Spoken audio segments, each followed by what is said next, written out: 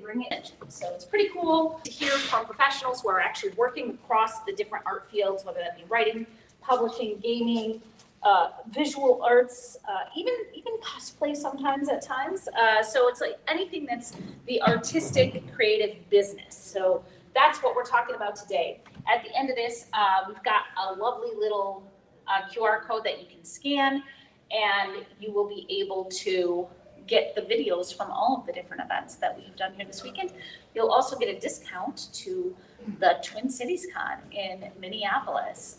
So it's a really, one of the other events that Nerdstreet does, and they do a really great job with it. I am Jerry Red Shepherd. I also write under the names Maggie McMahon and Reggie LaBerge. I'm in here most of the day. We had some of our creatives not make it, so it's gonna be just me today. So this was supposed to be a lovely panel. I promise there's gonna be lots of give back, and you guys are gonna get a chance to just sort of be able to talk, but we're gonna talk about today research offline, which is really all about how do you research for your typically book. This is leaning book, but it can be for other things without using Google and chat. So like how do you actually go really deep and get really intricate with the research that you want to do without just Googling it? So I would love, because we are such a small group, if you guys are okay with it, I'd love to kind of hear what it is that you guys are looking to get out of this. And I will kind of make sure that we cover that. We have some basic stuff I'm covering. But if there's something that I'm also supposed to make sure that I touch on, I'll try to do that. So what are you looking to get out of this? Well, as someone who grew up being taught about encyclopedias and the Dewey Decimal System and all that stuff, and while there is the part of me that does enjoy the benefits of technology and not necessarily having to do that stuff anymore, I also look at as it was put to us back when I was in school, how the internet is replete with false authority. And a lot of people forget that. And so, and one thing I think would be very useful for a lot of people that are trying to argue, especially, and I'm a history buff, so especially arguing points about history, is being able to go back and go to the library and get books that have publication dates, and printing dates before all this stuff happened, and that would to help increase the. So what do we do in a post-Dewey Decimal world that's going to keep that same quality of research from the days of old, if you will? So, although I'm a Dewey Decimal girl too, we had to learn that stuff, man. You had to learn the 900s. That's your research. Mm-hmm. So, what about you guys? What are you looking to get out of this? I mean, I'm a student. Okay. And I remember learning about the Dewey Decimal System maybe as late as like elementary school, maybe middle school, Mm-hmm. but it just, I feel like I've lost most of that knowledge, to be honest. Like in high school and college, it's just not something we talk about Sure. at all anymore. Sure. What about you? Anything that you're looking, or you just dragged along for fun? I actually drank sure, but I'm just kind of curious, Okay.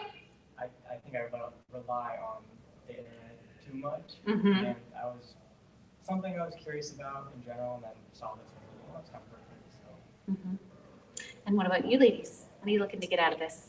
So a lot of the writing I do involves characters that are professionals in specific fields, and I do have the benefit of, I work in radio, specifically previously news radio. Okay. So I've had the benefit of being able to contact specific experts to get that information, but sometimes you can't find an expert for incredibly niche things. And so research, I prefer not to go to Google because you got 5 million conflicting accounts. So I just would like to see if there's any methods I don't know about. I love that.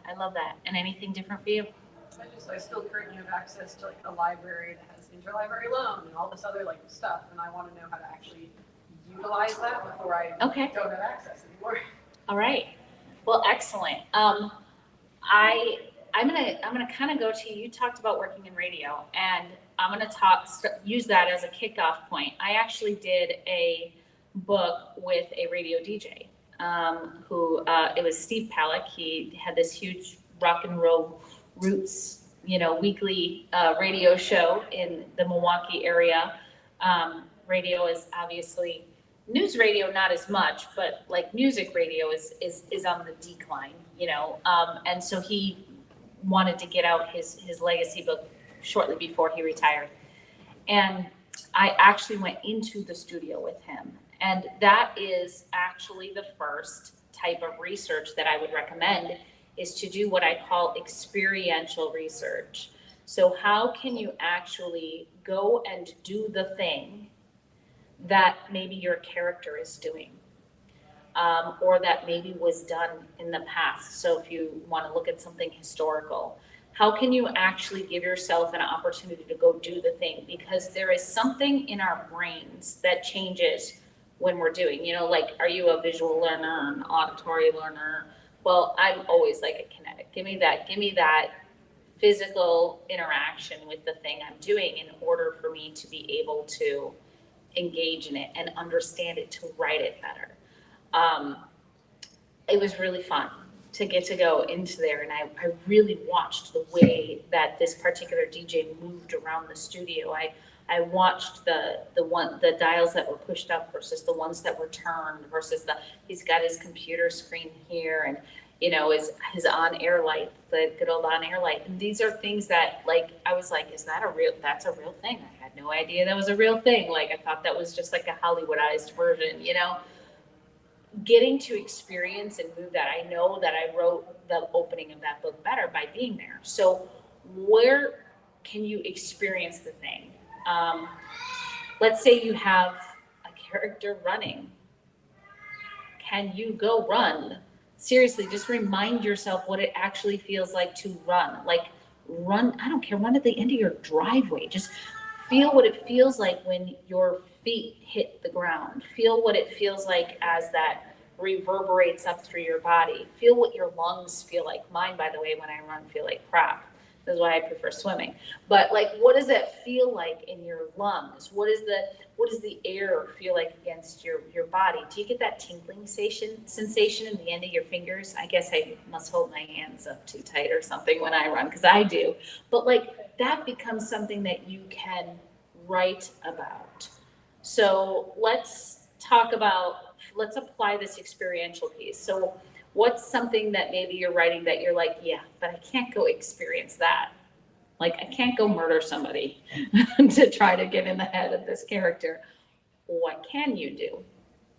What are some of the ideas that you have that you're like, I don't know how to actually get a chance to experience that? And because we're a small group, let's just kind of work through some of these. What's something that you'd like to maybe write about that you don't think you'd have the opportunity to experience? Go ahead. I had to figure out whether or not a character could, like, feasibly lift and carry a body. Okay. Not murdered, just so we're clear, injured. So I grabbed my brother and I told him, I'm like, okay, I need you to play dead.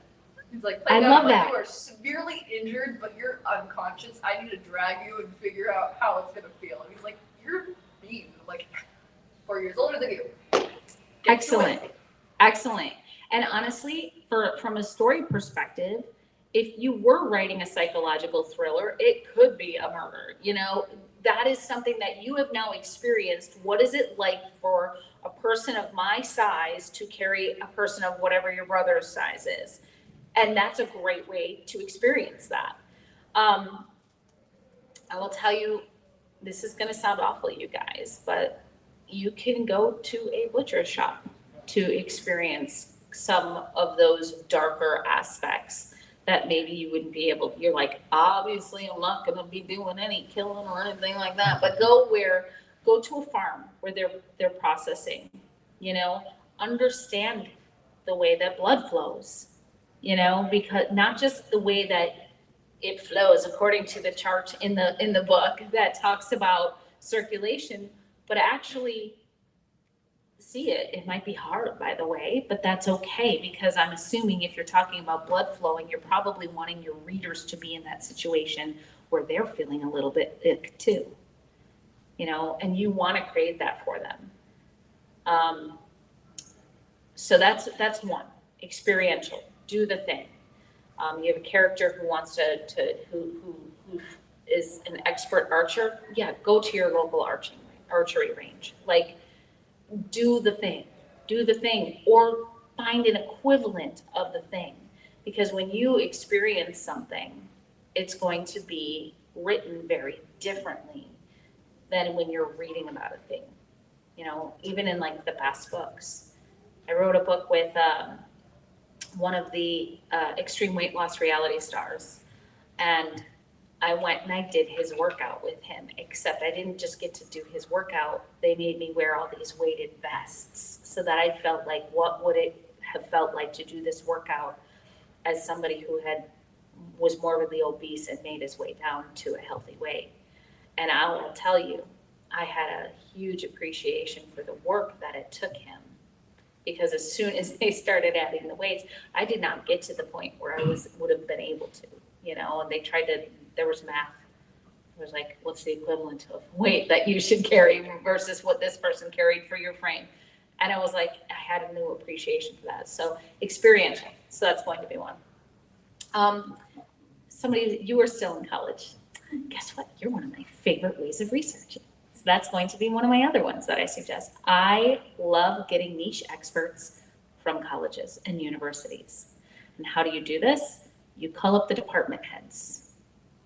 That's it. You just say, hey, I'm doing a book on such and such.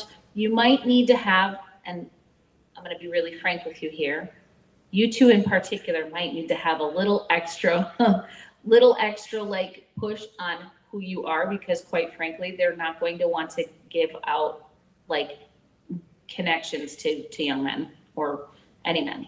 They just aren't. So that's just a safety reality, but you can do it. So you can be like, you might have to like meet somebody there, or have the teacher there, or have the head of the department there, and that's fine. But as a woman, I will tell you that I've never had an issue calling up and saying, hey, I would like to be connected. I will, and it is up to that department head whether they connect you. I've never had somebody say no to me. And what they will do is they'll talk to those grad students. Why do you talk to grad students? Because they are so freaking passionate about that thing that they are in. So like when I wrote a sci-fi series, there's a lot of fault line stuff in it.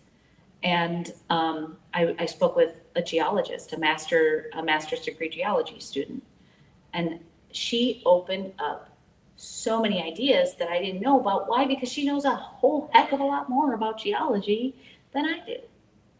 So it was a really great way to like tap into somebody else's knowledge. And she gave me what I call those crack and egg moments. So a crack and egg moment, you guys remember like this game as kids where you just, and it runs, right?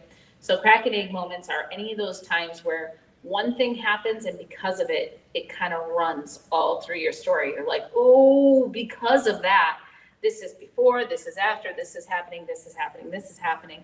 And so you kind of, when you are in those conversations with niche experts, you're going to get those crack and egg moments. Now you were talking about having the opportunity, you get a chance to connect with people who are in different work fields. This is similar to that, except if you don't always know one, that's okay. Your colleges are a great resource.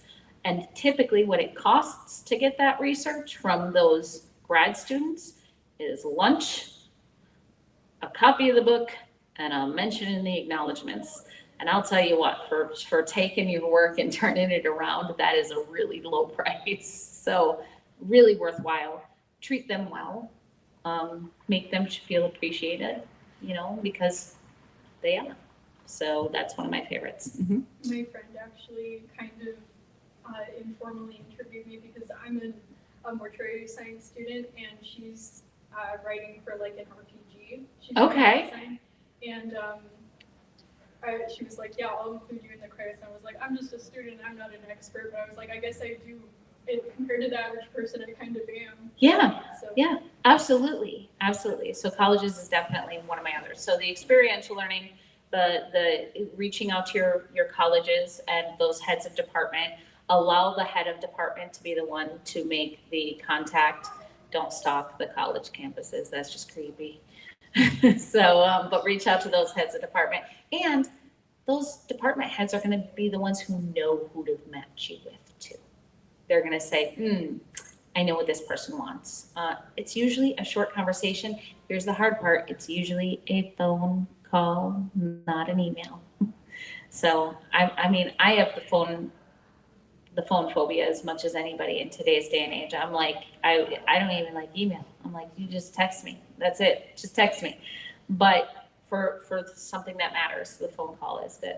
So we ended up with a really small group today, and a couple of our authors weren't able to also make this. So we're making this a little more casual. And before you joined us, I was asking what everybody was specifically seeking from the research panel that, well, now workshop or now discussion, I guess, that we're having on, researching offline is anything that's beyond an internet search. So what brought you to this one today?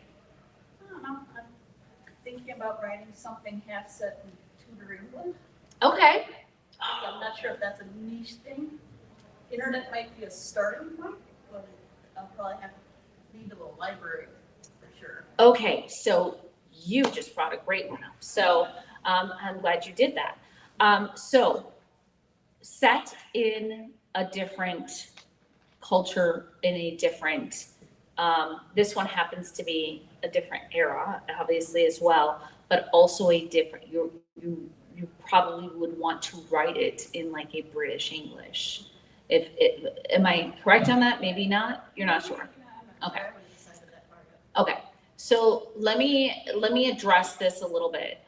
So my game business partner, she actually writes in her books in British English, but she also lived in England for a while, and even she gets some things wrong. Like there are words that we, as not just the spelling, not just colors, O-U-R, but there are whole words that we have that are different. There are whole phrases that we have that are different. There are metaphors that we have that are different. And so it's very important that in order for her to like get that leveled up, that then she works with a British editor, somebody who actually is going to be able to apply that language. So this is a good one around language. If you are going to be incorporating other language, you're going to want to find actual language resources, preferably human, that are going to be able to help guide that language. So that's another one. So where do you find these people? So for this, you can find an initial contact online, but you're going to be finding a human. So it's kind of like, we can still research our research online, but it's still going to be human. But the other place is, do you have different diversity community centers in your area? So I can tell you, like I live in central Wisconsin. All across Wisconsin, we have an Italian community center. We have a Polish community center. We have a German community center. We have all of these different organizations based on populations that were really big in the state during like the Industrial Revolution, populations that had immigrated to Wisconsin. There are all of these different community centers. They have a wealth of people who are oftentimes older people who just want to have somebody to tell their stories to.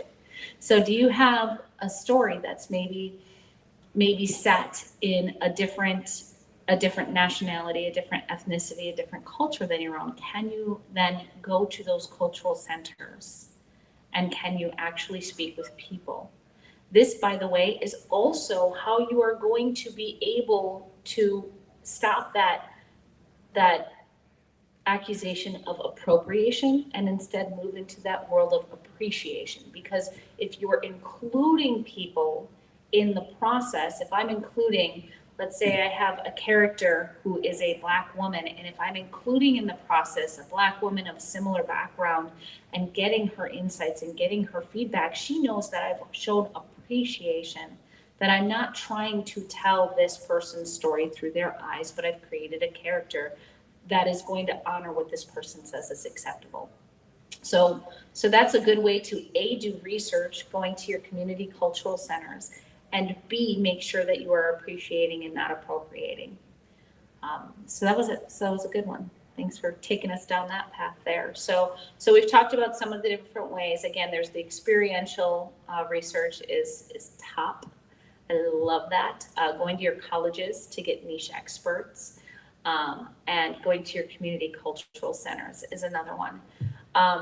The other thing that you can do is speaking tours. So there are TED Talks, but before there were TED Talks, they also had, and now I'm blanking on the word. There's a whole Lecture circuits? it starts with a T. I can't remember what it is, but there are speaking tours that exist where people literally just speak on just topics. Maybe they're historical. There's like speaker series.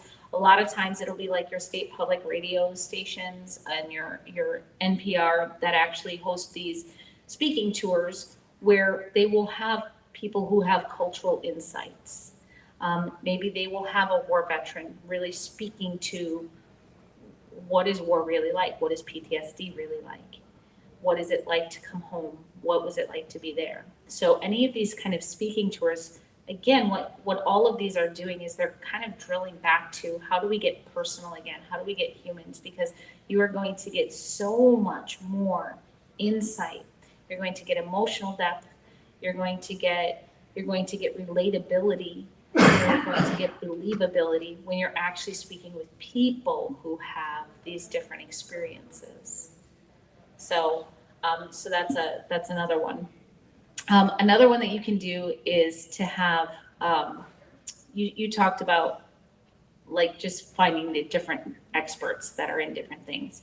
Look at your existing community and just seriously, this is just conversations.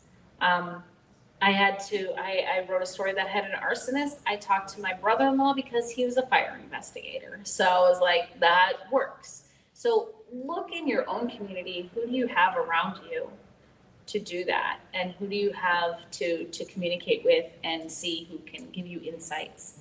And again, just like we talked about with the experiential, where it doesn't always have to perfectly align, you could carry your sleeping brother or your playing dead brother when you're trying to figure out how to carry a body and how your character would feel about that. But you can do the same thing, by the way, with the people like in your community. What is the equivalent? Look at your story and think about an equivalent mapping to real life. So I had a massive tsunami in one of my books, and it pushed the water, pushed the debris, the buildings and stuff. The water pushed all of this debris. I spoke with somebody who had worked in the recovery after Katrina. Different, obviously, floods very different from tsunamis, but to understand what is it like when the water is mixing with the things of life, So maybe you don't have an apples to apples comparison, but what's something that you can what do you have? What is that mapping in the real world? So we kind of started this out as a conversation. I want to kind of bring it back to there. So let's start thinking about some of these different things. Let's think about the experiential. Let's think about the niche experts. Let's think about the talks. And let's think about the community centers that we've talked about so far.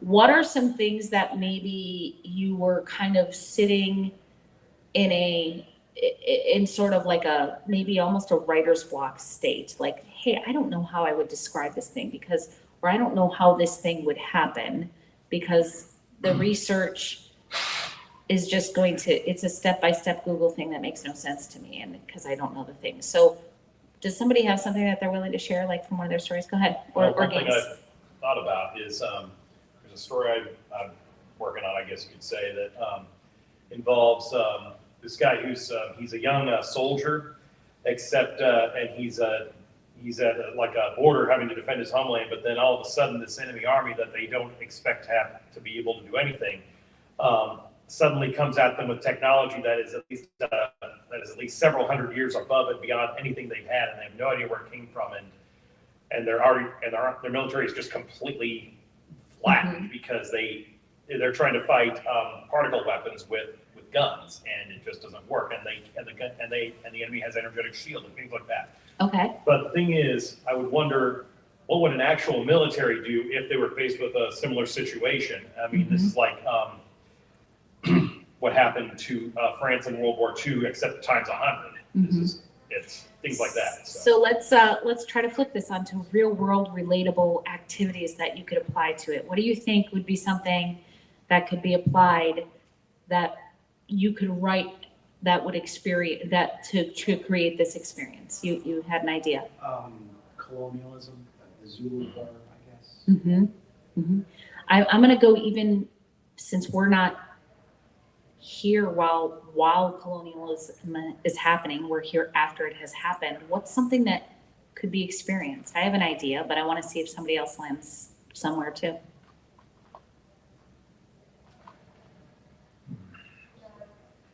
How about watching a really, really outmatched athletic event?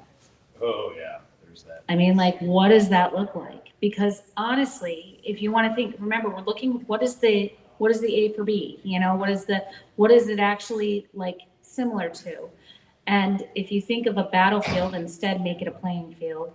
Now, no, you're not going to write, obviously they're not coming out there with, you know, laser guns and everything like that.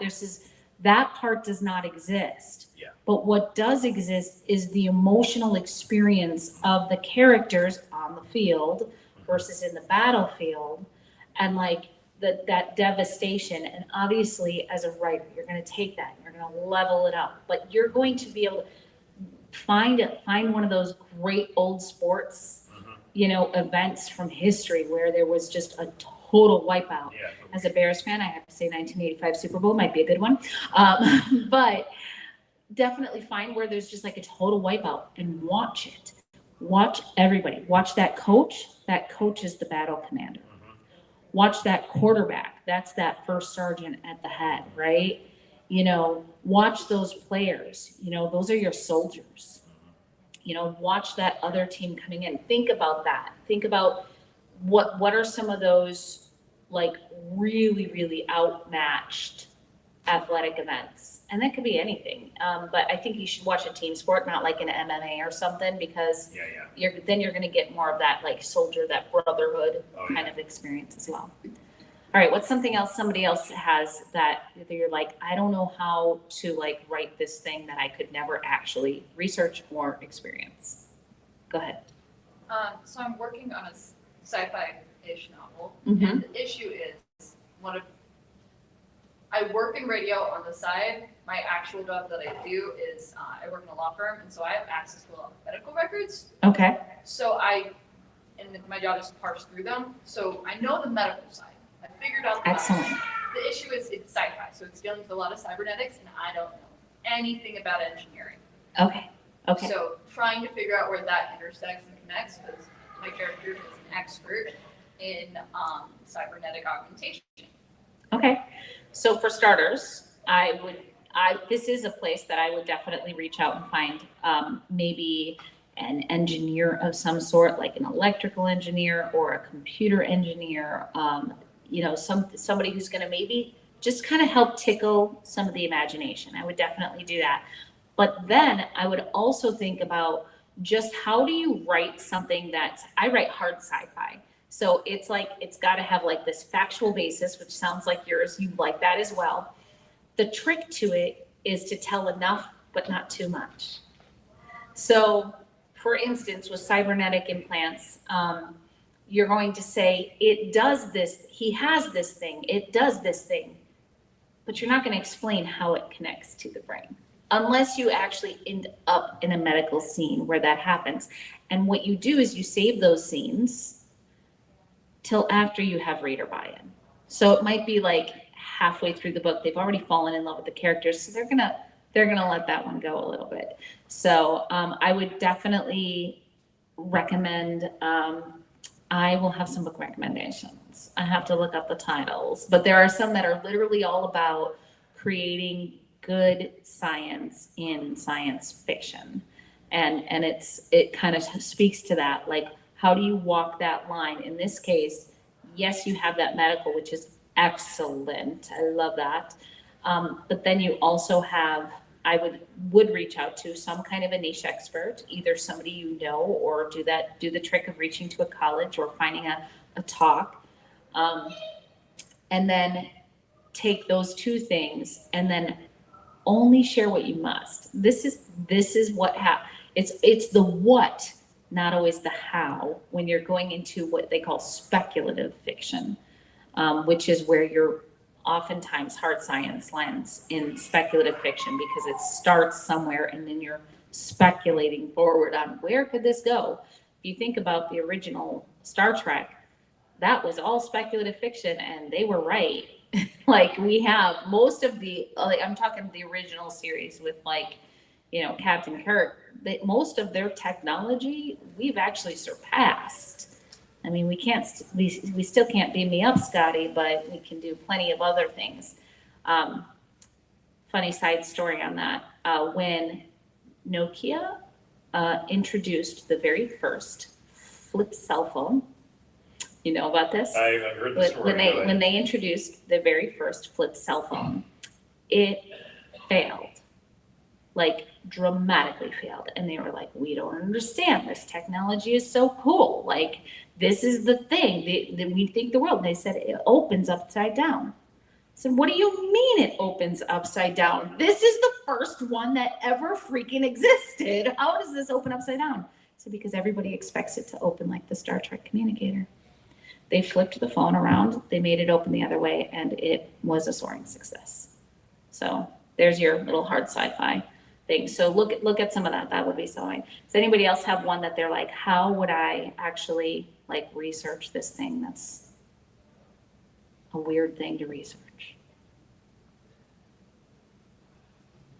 Okay, so those are some of the ideas. Where you've got, so again, and we started at the experiential, great.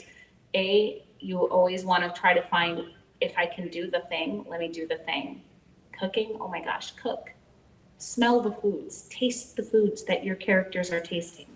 Allow our fantasy characters to eat more than stew. Really get into that food. I love food experts, by the way.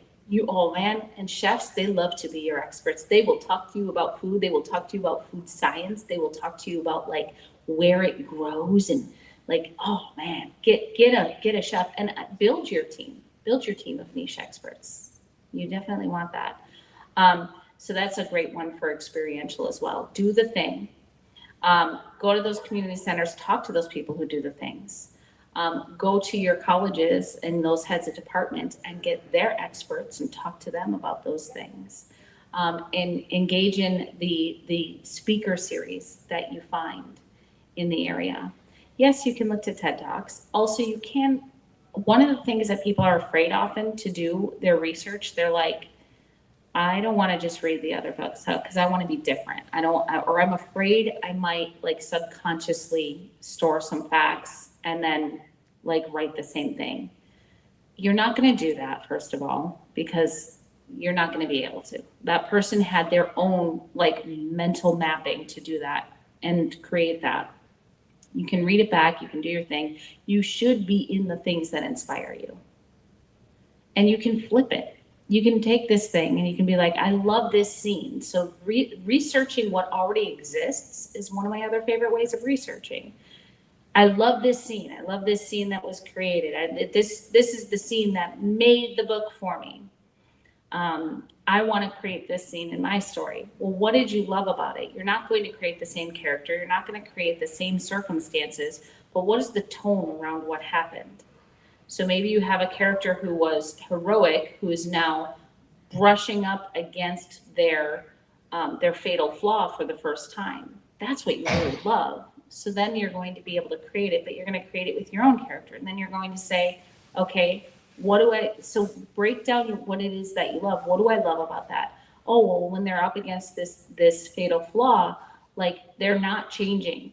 They're not understanding why they can't do it. And I love that. I love that repetition. I love it, like this building this tension and this anxiety in the story. And then my reader is feeling that. And that's what I want to create. So then you're going to do that with your character. So really like actually map out what it is that you're creating and that you like. So I encourage you, watch the movie, read the book, listen to the song, all of those things, play the game. Those are things that if you want to replicate them, That's your best, that's actually probably your best research, is to actually be in the thing that you're doing. So we did start, a lot of people at the beginning of this were talking about libraries, and yes, libraries. I mean, read the books, read the magazines, go back in time, read the microfiche. Is that still a thing? Am I dating myself? Do they still have the microfiche machines? So do those are excellent. But the bottom line is, A, you want to get humans into your research process.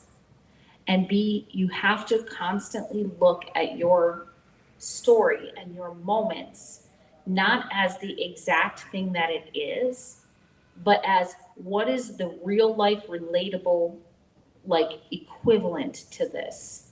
Because that's the thing that I'm going to be able to study, to research, to experience in some cases, so that I can actually put it into my story.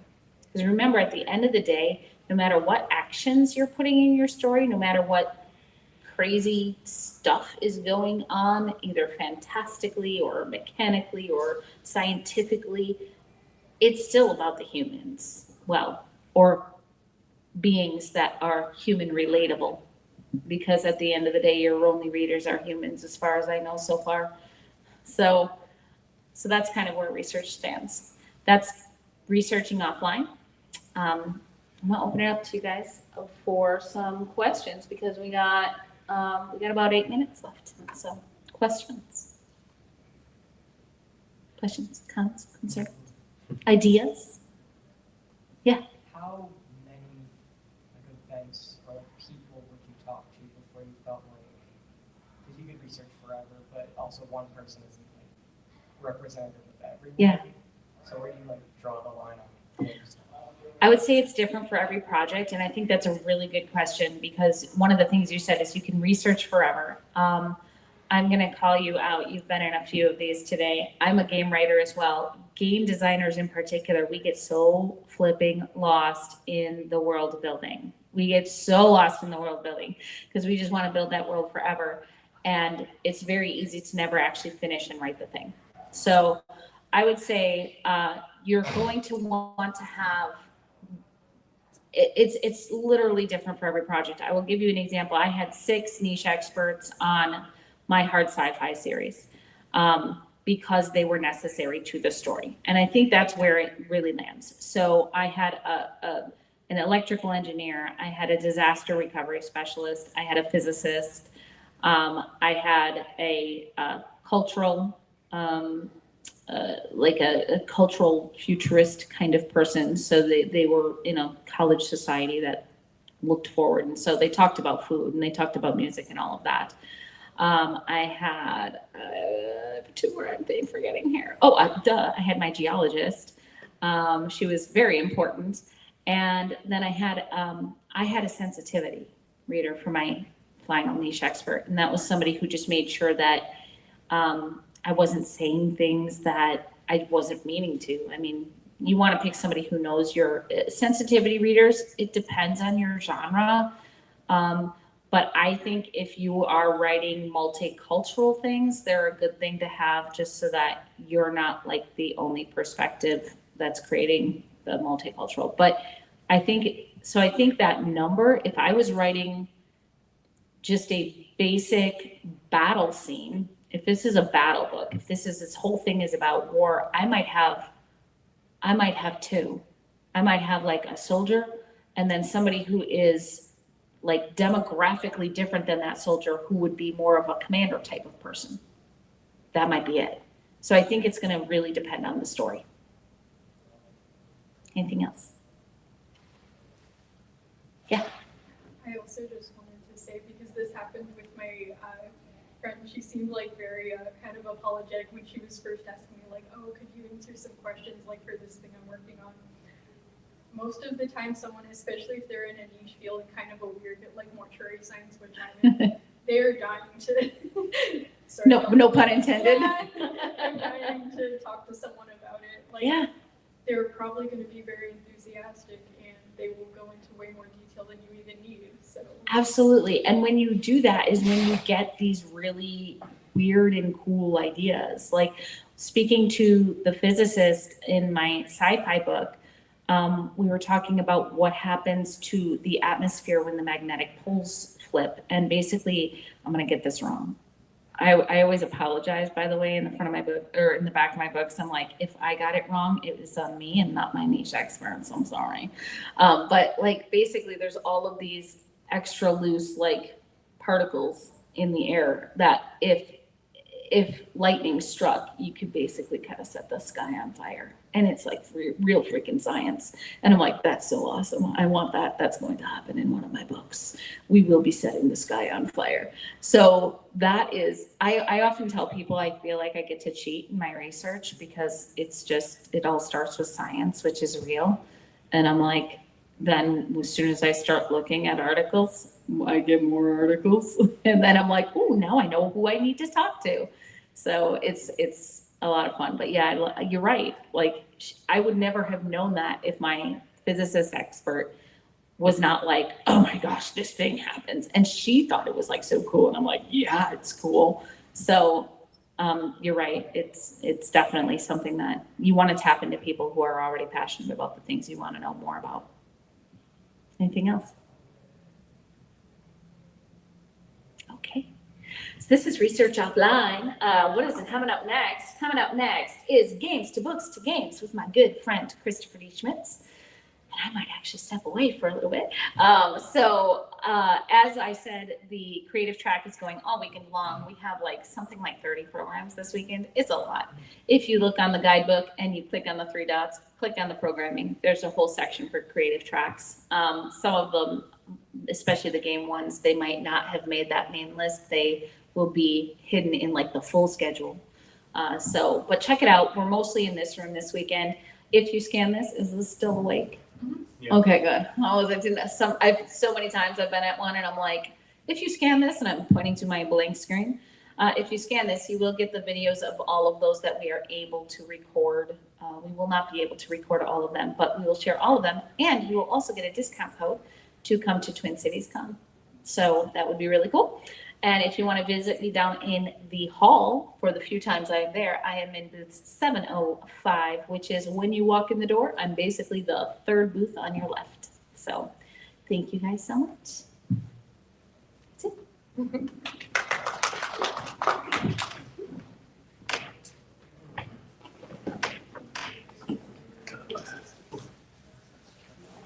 was gonna say, when you talk about cybernetics, I was reminded, my father had a shoulder replacement recently, and it was funny because he is a mechanic